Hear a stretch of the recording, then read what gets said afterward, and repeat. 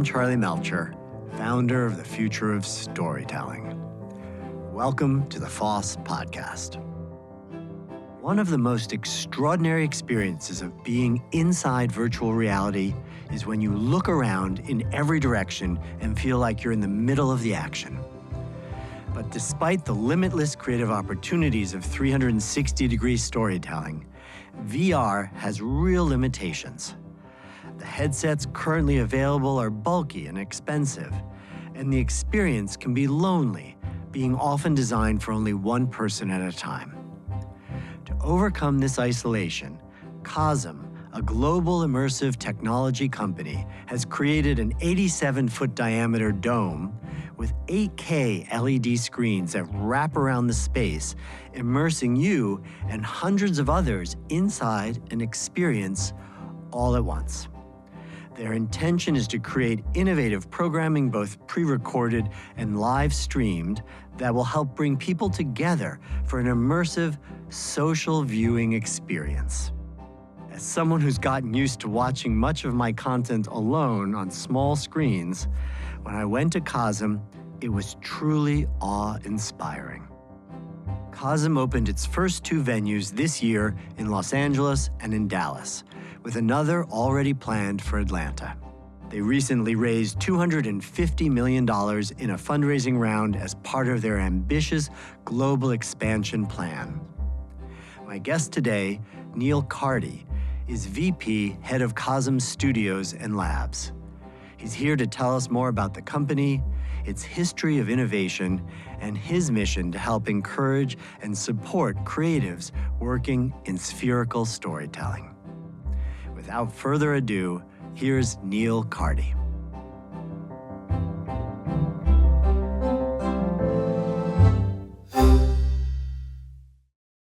Neil, it's such a pleasure to have you on the FoST podcast. Welcome. Thank you, Charlie. I'm really excited about this. So tell us what Cosm is. Cosm is an immersive media technology and entertainment company. And over the past 75 years, we've built some of the most prestigious and advanced full-dome planetariums in the world. Through our pioneered software technology and display, we're bringing that to our large-scale immersive entertainment venues. We've launched two, one in Los Angeles and Dallas, with a third coming in Atlanta. And that experience itself bridges both the physical and digital worlds to create what we at Cosm refer to as shared reality. And I'm fascinated about the theatrical, the screen experience in that dome. So give us a little more of the sense of the tech and what one would experience when they go. It may be a relatively new organization for some of the folks listening to this podcast, but our company is built on 75 years of legacy business. In 2020, we acquired a company called Evans & Sutherland, which is the dominant software and technology provider for most of the full dome and planetarium theaters around the world. The technology that powers the venue and our display is built on one of the first gaming engines in the world in 1981 in Digistar. And what we call our CX software now powers that entire immersive experience. And the display itself, everything is built end-to-end by our team at Cosm. It's a 12K display with a cap on top of it, so it provides incredible immersivity, whether we're transporting people to the sidelines of a football game or front row of a concert or inside of an immersive art space. You truly feel this sense of, and I'll steal a word from one of our favorite creators, Nancy Baker Cahill, ergonomic awe when you're inside of this space where it truly transports you. I had the pleasure of going to experience the one in LA recently. Thank you very much. And I got to see the film that you made with Cirque du Soleil, O.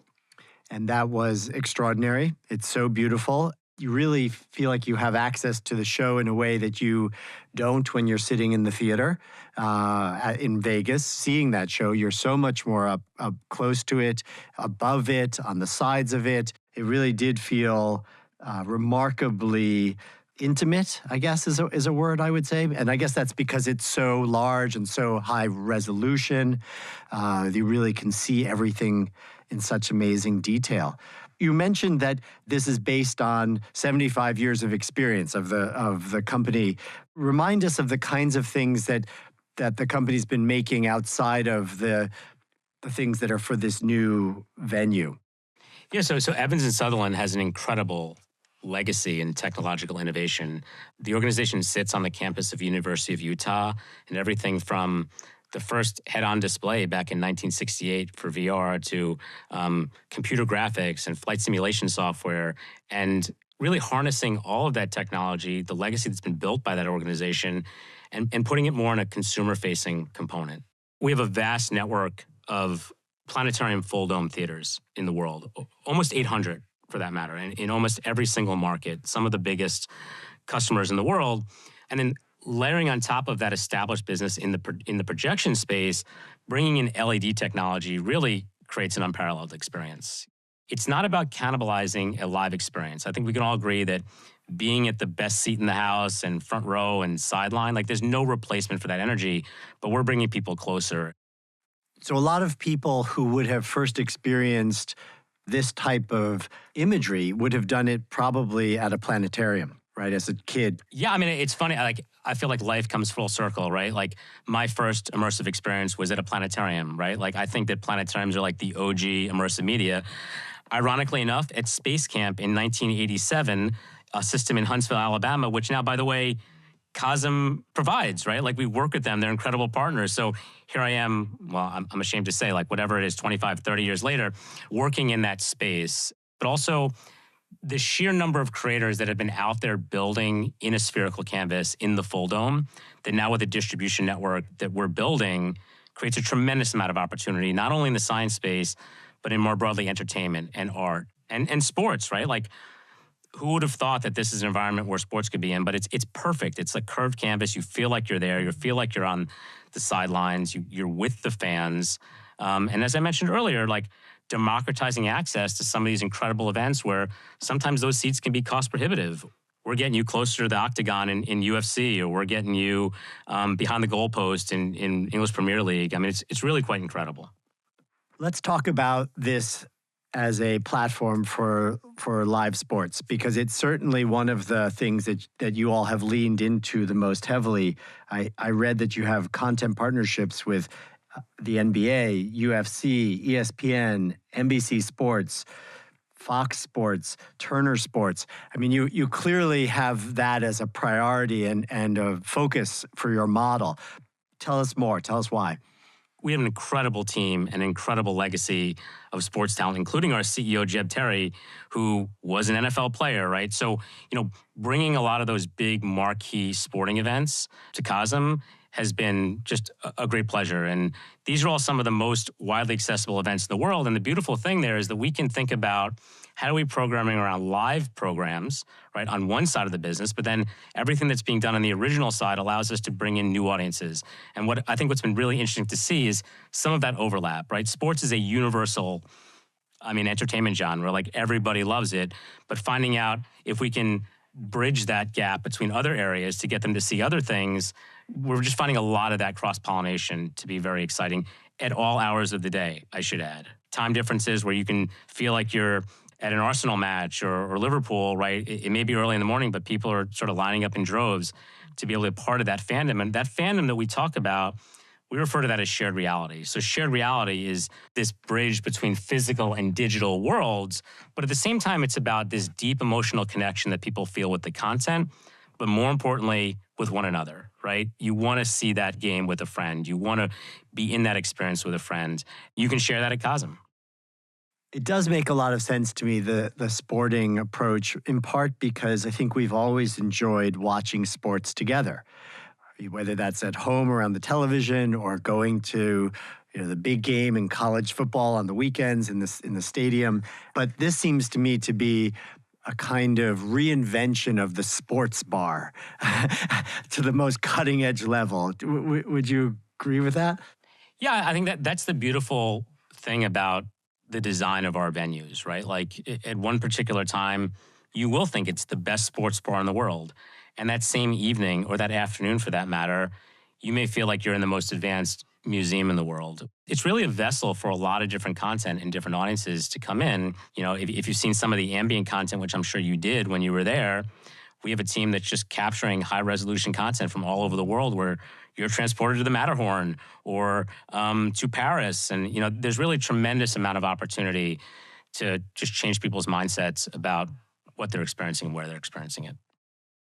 It seems to me that this is a kind of outgrowth of our recent fascination with virtual reality and the growth of sort of 360 cameras and being able to document the world in more than just one specific point or inside one small frame. What is that relationship between virtual reality and Cosm's venues? Yeah, I mean, look, we have a lot of heart for VR, right? We've worked with some of the biggest companies in the world in that space. We also do quite a bit of work in the VR space. Those same teams that are capturing content at various sporting events, we've distributed that content inside of headsets, right? So I think the beautiful thing about headsets, and I'm a lover of VR, right? It's very much of a one-to-one experience where you have more agency, right? You can control the entire journey, all of the perspectives. Whereas we think more in what is the broader spherical canvas that you can be creating for. So VR is one instance that may happen in, but if you want to do it together, like you want to be in a space where you feel almost tech-less, and that despite us having incredible technology all around you, I think if we're doing our jobs right, the technology sort of disappears and you just feel the experience. I know that a lot of people felt that frustration with VR. That at first there was this sense of magic because you were in the middle of a experience. You've had that sense of presence, but it was one person at a time. It was a clunky headset. It was expensive. There wasn't a big network of people who had the headsets. There was just really a economic challenge, as you said, for throughput. Also, sometimes people feel vulnerable in that headset. You can't really do that in public because you can't see. So there were a lot of reasons that it wasn't really taking off as quickly as we had all hoped. For example, Mr. Dolan at MSG, when he went about creating the Sphere, one of his inspirations was this idea of I want to be able to do virtual reality for everyone without the headsets. I want to be able to put, 17,000 or whatever the capacity of that place is into an experience where they feel that sense of presence and surrounded by the power of 360 storytelling without having to wear something clunky on their heads. It seems to me Cosm is coming from that same place. Do you get that comparison, first of all, to the Sphere sometimes? Oh, of course. Of course. And then look, what I'll say is I love what the Sphere is doing. And I love what James Dolan is doing. And I agree with that thesis, right? Like, how do we create something that's more scalable? What I'll say is we're very different businesses. While I've been to Sphere 3 times and amazing, right? It's like there's live performance inside of it. Our view of live is slightly different. And also our experience is a little more intimate. You feel like that you can like literally touch the dome. Or it's a smaller footprint where, you can be a little more close to the action, where you're not surrounded by as many people. As we roll out more and more venues around the country and the world, right, it just creates more opportunity for more access. And that also, on the same side, on the content side, we have the ability to really be very diverse in the content that we're creating for a lot of different audiences, but also mass, where, our footprint is 2,000 people, not 18,000. So we can focus on some of these other groups and embrace lots of subculture fandoms to impact the aggregate. Anything that fosters that spherical storytelling and that canvas makes it a whole lot easier, right? And it certainly has made it easier when people say, oh, I've seen Sphere. Well, there's a Cosm in my own neighborhood, and it doesn't require us to get up and go to Vegas. And we want to make sure that people are coming back again and again to Cosm, that they don't feel like it's a one-off trip that you're making and it's a special occasion. There's a special occasion literally every week to go and see something that's playing at Cosm. Perhaps also part of the enthusiasm for the business model is that there's such a hunger to figure out what's the future of cinema. There's been a sort of shrinking business there over time, and some of it's gone into just people watching at home, right, with all the streaming. They're not going to theaters to the same degree. And so what is that future for out-of-home, for location-based experiences that we want to do with other people and are worth getting out of the bed and turning Netflix off to go do? And I think you guys certainly can tell a very good story about how the growth of movie theaters, it could be similar for the growth of spherical cinema. Yeah, we're not trying to be competitive with movie theaters. I think I love that industry. I love the cinematic experience, and there's something unique about going into a theater, and in the way that I lived at the Independence, most of my life. But I think increasingly consumers just want more, like to get them off the couch. We have a screen in our pockets. So what is that larger event or reason that people are going to open up their wallets and more importantly, like open up their calendars? We look at these venues as a way, we can be programmatic, like it's a television station, right? In the morning, it may have one particular type of content, different audience. We can flip that on a millisecond, right? If we wanted to. And then, so we look at really having a diverse set that's inside the space. We're also looking at what are other areas throughout the course of the day. Is there wellness and meditation? I think that's something that's exciting to me. Is there documentary storytelling that's done, assuming that you take in those principles of how do you tell a story on a canvas? I kind of always joke, like, not everyone's face is meant to be in a 12K close-up at 3 stories tall, So you have to think about the new tactics that you take to bring in a cinematic experience in a way that's meaningful. And tell us about the kinds of work that you're looking to support in your content studio. We have 4 pieces that are out right now, live at Cosm Los Angeles and Dallas. One is a film called Orbital by our friends at Planetary Collective, who, by the way, I met for the first time at FoST like 10 years ago. And I think I said, hey, Guy, we're going to work together someday. And sure enough, that just worked out serendipitously. Love that. Orbital is about experiencing the overview effect, understanding what it feels like to be an astronaut and seeing it for the first time, and creating a deeper connection with our planet. Nancy Baker Cahill is a very talented, immersive, and contemporary artist who, since we started working with her in Seek, which is, another piece that sort of beckons you to look closer at the world around you and listen more intently and understand some of the environmental crisis that the world is facing. She's also in the Whitney and LACMA and who knows how many more. So we love the idea of bringing in artists to view this canvas as a place beyond the 4 walls of a museum. Another interesting thing that really is focused on the music component, Liquid Verse. This is a piece that was done that also, you're getting a sense of some of the space themes that happen here, but Ricardo and Liquid Light Lab and his partners at Metropolitan Ensemble, they recreated the universe inside of a Petri dish using liquid visuals. So you may walk out of that and say, oh, that looks like the best CGI in the world. They were there literally with, like alcohol and different liquids to recreate what you see with a 118 musician score that is designed to put you inside of the orchestra. You will feel like you're sitting in the pit of it. Now, to answer your question, we look at a lot of different content. I think the 3 big buckets we looked at in this past slate were experiential cinema. So how do we place people in someone else's shoes and see the world through their eyes? Very akin to what we've already seen in VR and other spaces. Immersive art, I personally prefer working with living artists versus those that have passed. And both of them we're looking at, but we like to bring in artists that are not only thinking about how they build for the display, how do they think about the music score, but also what's the end-to-end experience that an audience member is going through and the impact that we're leaving on them when they leave. I just recently was in Edinburgh for the Fringe Festival and went to the planetarium there, and we saw Dark Side of the Moon. There was it's amazing. Beautiful piece, and the music is so great, but it's what I'm thinking of as you're describing some of the content that could be shown and expanding the range of types of storytelling that could be done in those types of natural science and space museums.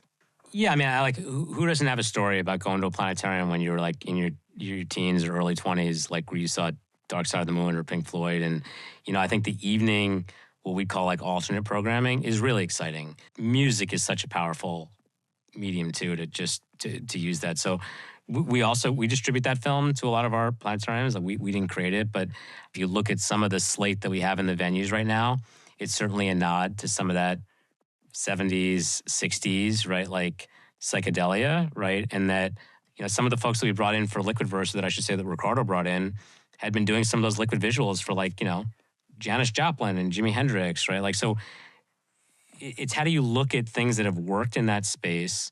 How do you layer on a technology and new skill sets to bring it into today's day and age to kind of continue to blow minds in a totally different way? And you're going with your father and your son, and you're all connecting over an experience that you may have had at different points in your life. That, to me, that's really exciting. Neil, tell us about the Cosm X Labs program. I love this program, and innovation and sort of experimentation is built into the DNA of our organization. It was one of the first things that we built, right? We knew that we had to tap into a market and network of people that know this space really well, so we didn't have to sort of start from ground one. So we built this Cosm X Labs program, which is an offshoot or a feeder for Cosm Studios. We identify creators that have a great concept. We award grants, right? And we wrap our entire team really around helping to understand, is the concept viable? Does it hit those shared reality moments that we always talk about? Do they have the technological prowess and ability to build? And if not, that doesn't mean we can't partner them up with a certified studio that we work with. And we help them understand what it means to create for the technology. What does it look like to build for the Salt Lake City facility, which is a slightly lower resolution than the 12K. And then we evaluate them for green lights, right? So that's a process that at any given time, we may have 7 to 10 people running through that. Some of them hit and they've turned into green lights. And then in some cases, we may say, you know what, this isn't quite a fit for us right now, but we believe in you, we've invested in this time, and there's always an open door. You have another idea? Great. We will evaluate it, we put the time in. And the hope is that if we've done our rigor in identifying the right people, the right talent, that someday we will work with them. What I'll say also is just that it's not an easy thing to build for a 12K display. And there's a lot of tremendous work that the team has gone into. And what we do as a studio is really try to unlock as many resources as we can to help upskill these folks to understand what it's like to build, to set them up for success. Ideally for Cosm, right? But it's our obligation and my mission to just let's keep fostering this art of spherical storytelling so it opens up experiences for consumers around the world. So what does it take to work in a unique way or organically appropriate way for this medium? How is it different than filming for other things? I mean, the two easiest things to think about is scale and speed. You're dealing with a very big canvas, right? And not everything plays well. And speed, every time, we're talking to folks and we're testing, I was slow it down. If the camera movement's too fast, you'll feel like the entire platform is moving. And you have to be careful with that. So that's one thing. And then I think the tools that immersive storytellers have been using since the beginning, right, remain true, right? How do you think about audio in a way that guides the experience? In VR, you may have spent a fortune on a shot that just went over your shoulder. If you're not guiding those eyes in the right way, you just wasted a few $100,000. In our sense, we really think about how that space can be utilized from a soundscape perspective. And then the other thing, look, there's also an appetite to what does live look like inside of it? So right now we're of course very focused on bringing those shows to life in the space, but in the instance of someone like Ricardo Romanero with Liquidverse, there is the opportunity to bring in maybe not 118 of those musicians, but 20 of them to also have a live component that allows people to be part of that. These are all the things that we're exploring and testing to check for viability. One of the things that it raises for me is to ask you the question about what do you think of when you say immersive? Because that's a term that's used very loosely by a lot of people. And mostly I understood you to mean visually immersive, right? We're surrounded by the picture. But do you mean more than that as well? Look, I think immersive is a word that can be very successful. I think also it's used very loosely, as you pointed out, right? Advertisements are referred to as immersive. Swimming pools are immersives. I mean, there's so many things out there that are immersive. For me, immersive is all-consuming and should really envelop all of the senses, right? To me, that's what immersive is. And you should also, there's the post-immersive experience. Did what you experienced in an immersive environment through immersive entertainment transform you? I'll use an analogy that I love giving. I happen to have a 6-year-old. He's been in the studio, half of these recording sessions, right? And I took him out to our test center in Salt Lake City, which is before we even had the venues built. We have a 20-meter 8K LED dome sitting on the campus of Evans and Sutherland. And I showed him all the incredible things that our Digistar software already runs for planetariums. And he went back to his kindergarten class at the time, and he told his teacher for show and tell that my daddy took me to space, right? And that he swam with sharks.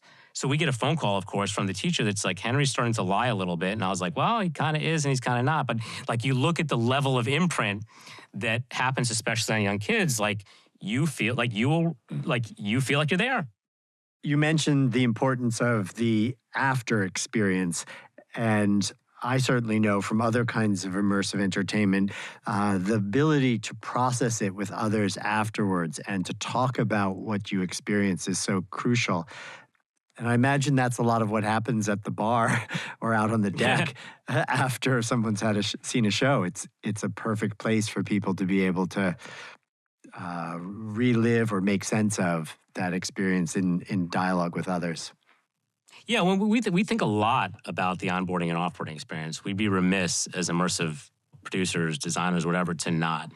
And I think the form factor of the venues really lends nicely to that. So when you walk into the venue, as I mentioned, the hall that's there, I mean, that's a massive display that can display information. It could set world setting, placemaking, like all that stuff that primes people before they go in. Because, like, you don't want to scare people when they go into, you want to give them a little bit of a sense of what they're going to experience when that goes in. And then at the same time, that deck afterwards, we do want to set a social environment where people can sit down and either have a drink or grab a bite and talk about what they experienced. We want people to feel like they're at home when they come into the space, that it's not like a traditional, hey, like go up the escalator, see the show, leave, go to your parking lot and get out. Like, no, like there's a lot of happening in that space. I love the term that you use, spherical storytelling, right? That we're looking around a sphere instead of looking at a screen. And certainly one of the big shifts that we've seen happen is just going from 2 dimensions to 3 dimensions. That the world of storytelling was stuck on these flat planes, whether it's a screen or a page or a wall. And part of spherical storytelling is that move from 2 dimensions to 3 dimensions. We are beings that exist in 3 dimensions. Why is it that every story had to be translated into 2? And there's a lot of effort, and I always applaud it to make something that is ultimately more human, because it's happening in 3 dimensions where we live. The question that we always ask is, what do you want people to feel? Like, it sounds so simple, but if you're not thinking about what you want people to feel and how you want them to be transformed, does it even warrant being an immersive? Maybe that's harsh, but it's like, if there's not a feeling and an emotion that's being elicited, kind of a waste of time. Then yeah, stay home, watch it on TV, watch it on your screen. Like, but if you want to get transformed and actually feel something, that's what we're looking for here. So like a very simple question, but it has to be very well thought out, that I want people to leave feeling, thinking, doing this. And to me, that's the power of immersive, that it has the ability to impact that. Neil, thank you so much for being on the FoST podcast. And as they say to astronauts heading off, Godspeed. Thank you, Charlie. It was a pleasure. And I commend everything you've done for this community and beyond with FoST. And I'm a lifelong friend to that community. So really appreciate you. Once again, I'm Charlie Melcher, and this has been the FoST podcast. Thanks for joining me. The future of storytelling is a community of people passionate about combining next-generation narrative technologies with savvy entrepreneurship in order to bring great stories to more people than ever before. To learn more, check out our website at FoST.org. There you can find more episodes of this podcast, sign up for our free monthly newsletter, and learn more about our annual membership community. The FoST podcast is produced by Melcher Media in collaboration with our talented production partners, Charts and Leisure. I hope to see you again soon for another deep dive into the world of storytelling. Until then, please be safe, stay strong, and story on.